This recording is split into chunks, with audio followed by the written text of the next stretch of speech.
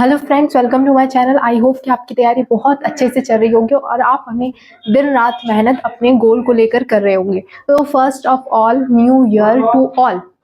सभी को मेरी तरफ से न्यू ईयर।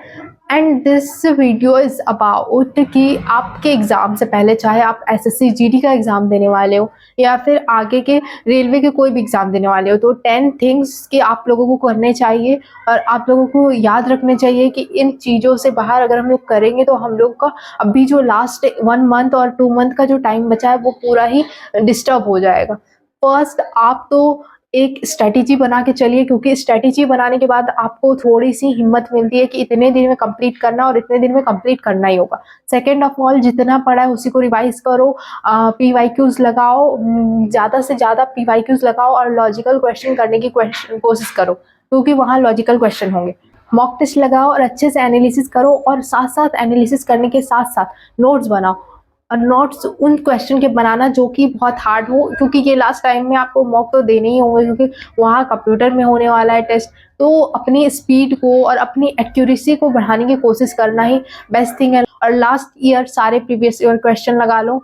जो सब्जेक्ट आपको कमजोर लग रहा है उस पर ज़्यादा ध्यान दो, और जो सब्जेक्ट आपको कम कमजोर लग रहा है या फिर लग रहा है कि ये सभी चीज़ें आप लोग मैनेज कर लोगे, तो उसको रिवाइज करो। बट आगे कुछ उस पर ज़्यादा ध्यान मत दो जो जिसमें आप कम मार्क्स स्कोर कर रहे हो, उस पर ज़्यादा ध्यान। स्टैटिक जीके और जीके जीएस, ये इस पर ज़्यादा ध्यान दिया करो, क्योंकि ये सभी चीज़ें जो है ना बहुत इंपॉर्टेंट है। एक दिन भी ना करने से, 1-2 दिन इशू था तो आप नहीं किए तो नहीं, ठीक है। बट अगर आपका एग्जाम आने वाला, अगर आप लोगों ने बीच में मिस किया तो आप लोगों को वो चीज़ हार्ड लगने लगेगी। तो उसको हर रोज उसकी प्रीवियस अफेयर्स, लास्ट टाइम में करंट अफेयर्स पढ़ने के बाद थोड़ा सा हार्ड लगता है। अगर आपको ये चीज़ें हार्ड लग रही है तो आप लाइब्रेरी या फिर अपने आसपास बहुत सारे एस्पिरेंट तैयारी कर रहे हो वहाँ जाके पढ़ो, या फिर करंट अफेयर आप रट सकते हो, उसको अंदर से पढ़ सकते हो। एकदम समझ के पढ़ना है तो अच्छे से पढ़ो।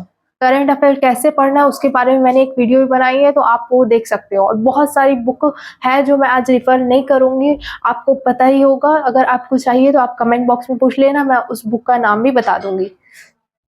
मैथ्स में जिसका ज़्यादा टाइमिंग लग रहा है वो तो अपना मैथ सुधारो, और साथ साथ calculation, speed, cube, square, trigonometry का जो भी ट्रिपलेट है वो, कॉस साइन का रूल है, वो सभी चीज़ें। अगर आप ऐसे एग्जाम की तैयारी कर रहे हो जहाँ सिर्फ अर्थमेटिक आता है तो आप ट्रिग्नोमेट्री के ये सब फार्मूला अवॉइड कर सकते हो। आफ्टर ऑल आपको सभी चीज़ करनी होगी।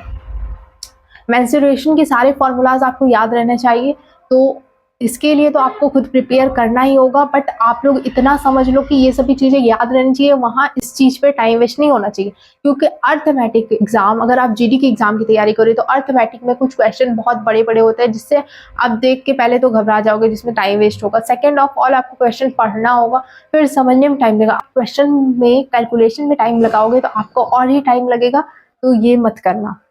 एंड वोकैब कभी भी पढ़े हो या फिर आप लोग नॉर्मल इंग्लिश भी जानते हो, तो आप लोगों को पता होगा जब भी हम लोग वोकैब का क्वेश्चन करते हैं ना, तो 3 आंसर कुछ अलग होते हैं और एक आंसर जो राइट आंसर है वो अलग होता है, तो उसका ध्यान रखना। कॉम्प्रिहेंशन बहुत इंपॉर्टेंट थिंग है। कम बहुत टाइम में माइंड हम लोगों का डिस्टर्ब हो जाता है और गलत हो जाता है, तो इस टाइम पे हम लोगों को काम रहना होगा। This things are important. और लास्ट टाइम में आप ज़्यादा से ज़्यादा करने की कोशिश करें, अपने आप को काम रखें और अपना कॉन्सेंट्रेट पढ़ाई में रखें, क्योंकि ये टाइम बहुत इंपॉर्टेंट है। And all the best for your exam.